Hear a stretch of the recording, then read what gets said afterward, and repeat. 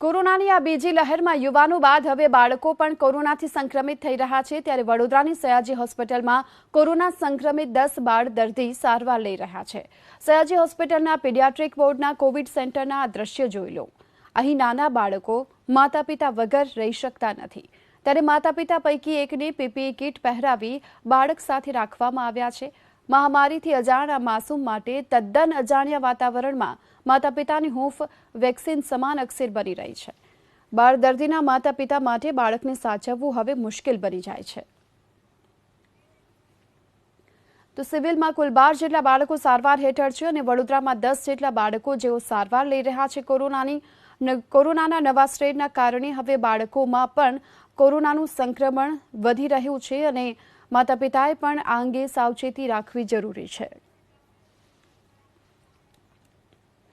त्यारे अंगे चर्चा करवा माटे अमेरिकाथी डॉक्टर धीरज कौल अपनी साथे जोड़ाई चुक्या है। धीरज, आपका स्वागत है एबीपी अस्मिता में। जिस प्रकार से कोरोना का जो नया स्ट्रेन देखने को मिला है, अब जो छोटे छोटे बच्चे हैं या फिर अब युवाओं में भी ये संक्रमण ज्यादातर देखने को मिल रहा है, क्या वजह हो सकती है इसकी? नमस्कार, thank you for having me on the show.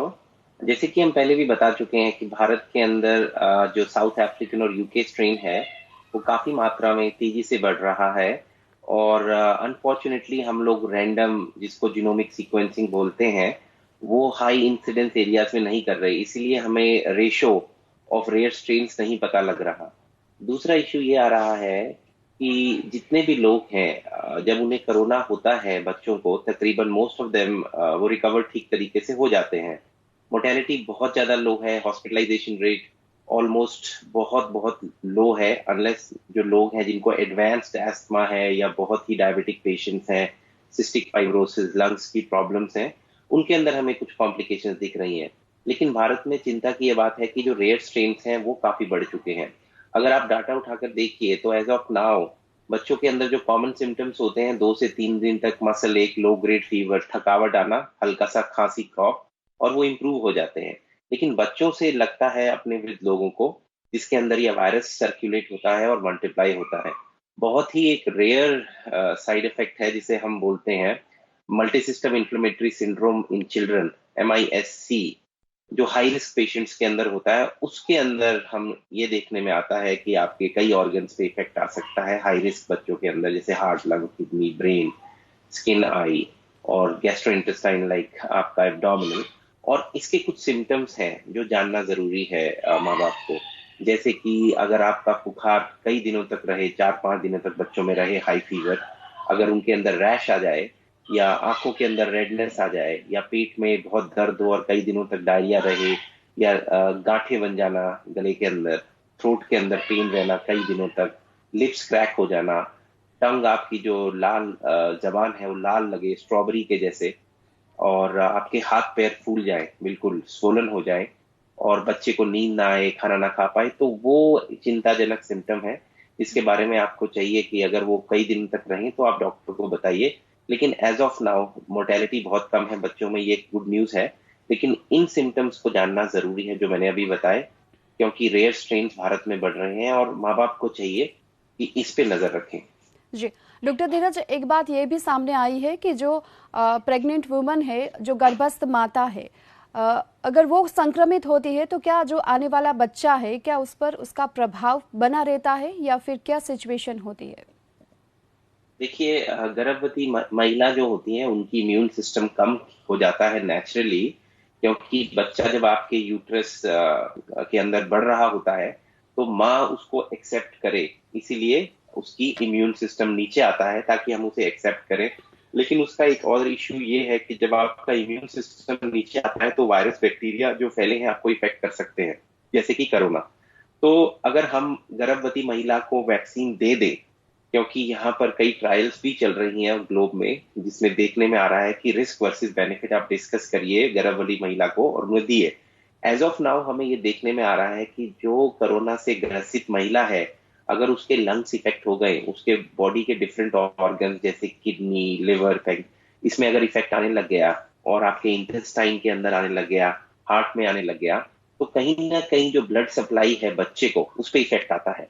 तो बच्चे की ग्रोथ पे फर्क पड़ सकता है। इसीलिए बढ़ चढ़ के बोला जा रहा है कि आप वैक्सीन लीजिए, अपने आप को प्रोटेक्ट करिए, क्योंकि आपका इम्यून सिस्टम कमजोर है गर्भवती महिला के लिए। तो गर्भवती महिला में भी रिस्क तो है कोरोना का, इससे हम इस बात को हम नहीं छुपा सकते। इसीलिए vaccine risk versus benefit discuss करके आप लीजिए, और गर्भवती महिला को एक्स्ट्रा प्रिकॉशन से अपने आप को बचाना चाहिए, ये भी बहुत जरूरी है।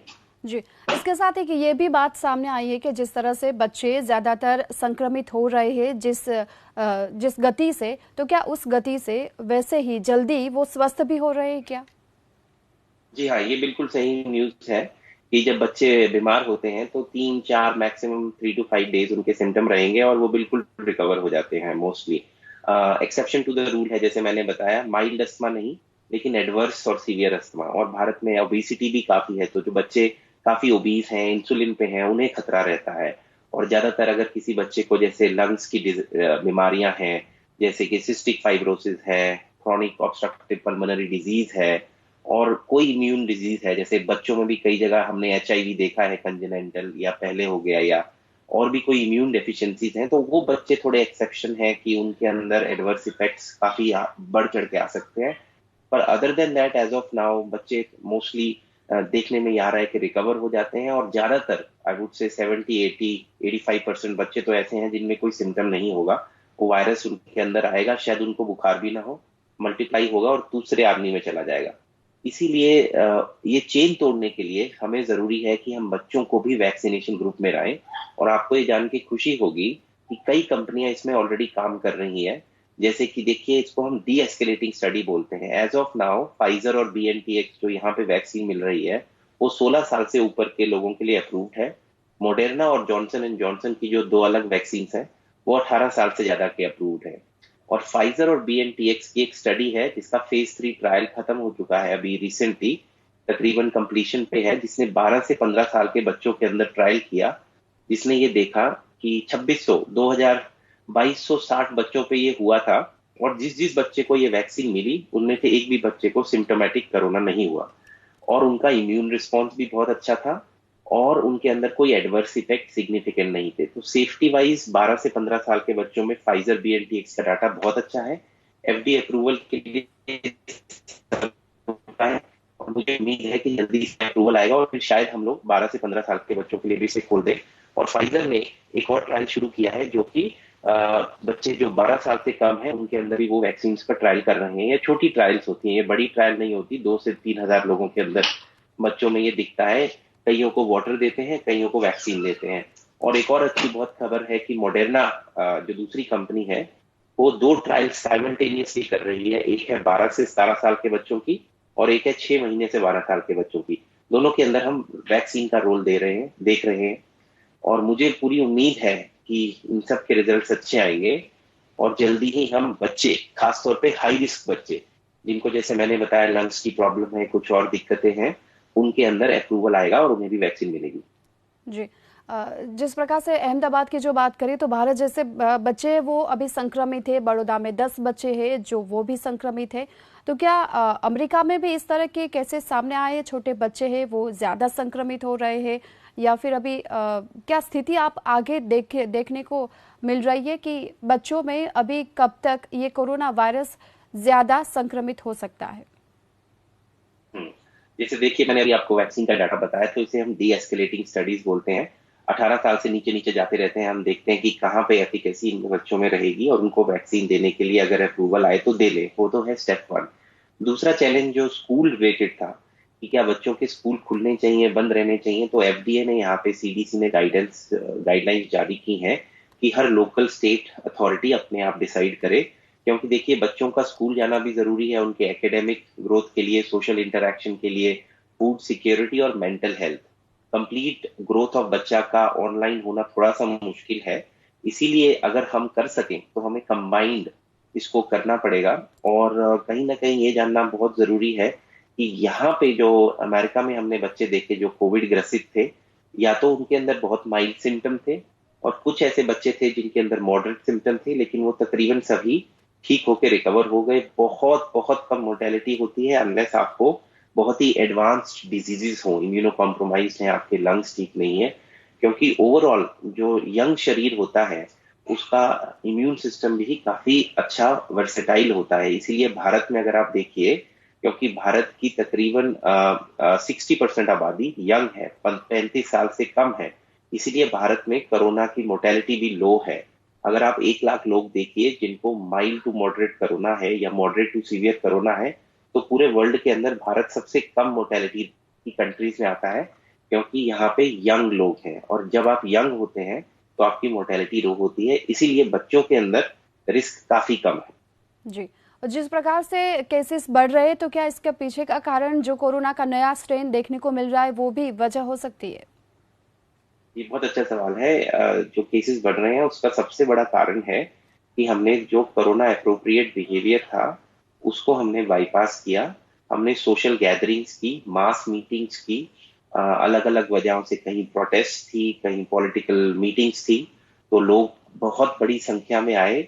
और अनफॉर्चुनेटली ऑल्दो गवर्नमेंट ने बड़ी कोशिश की कि लोग सोशल डिस्टेंसिंग करें, मास्क डालें, लेकिन ऐसा हो नहीं पाया।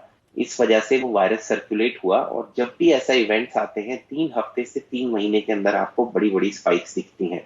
तो अगर आप किसान आंदोलन उठा लीजिए तो 3 महीने के बाद आपको ह्यूज स्पाइक्स दिखेंगी, जो हम अभी देख रहे हैं। और दूसरी वजह रही रेयर स्ट्रेन, जो आप बात कर रही हैं, क्योंकि रेयर स्ट्रेन्स काफी और कंटेजियस होते हैं as compare to normal strain, जैसे कि साउथ अफ्रीकन वेरिएंट हो गया, यूके वेरिएंट हो गया। और तीसरी सबसे इंपॉर्टेंट चीज है कि भारत के अंदर जो कोरोना वायरस की वैक्सीन हम लोगों ने इतना अच्छा काम भारत सरकार ने किया और उसे अप्रोप्रिएट दे रहे हैं, उसकी स्पीड कम होने की कई वजह हैं। उनमें से एक वजह है कि कई लोग रेजिस्टेंट हैं, वो लेना नहीं चाह रहे वैक्सीन। तो वैक्सीन लेना, मैं आपके माध्यम से बताऊंगा कि वैक्सीन सेफ है, एफिकेशियस है।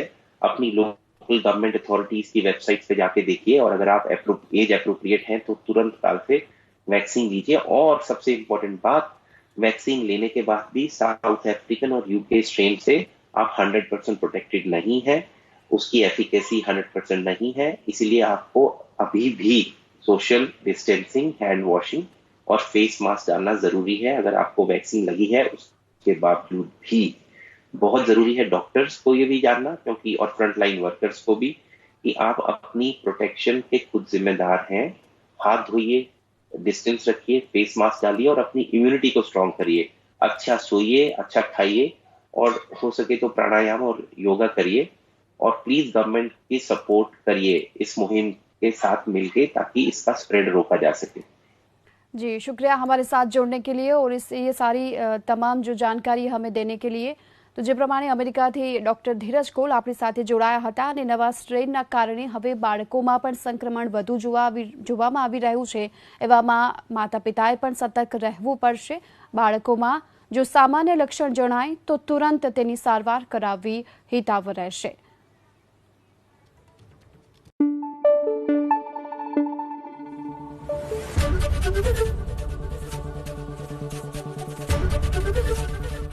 एबीपी अस्मिता, गुजरातनी अस्मिता।